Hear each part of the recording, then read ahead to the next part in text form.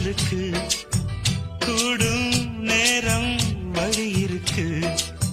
இருக்கிற நாள இருவரும் சேர்ந்து இடைபிரியாம கழிச்சிட வேணும். ஏதோ ஏதோ சொல்லத் தோணும். அட உன்னோட உன்னான மூணாகும். அது இப்போதும் எப்போதும் தேனாகும். பள்ளிக்கூடம் போகலாமா? அதுக்கு புத்தகத்தை வாங்கலாமா? எல்லோருக்கும் நல்ல பாடம் சொல்லாம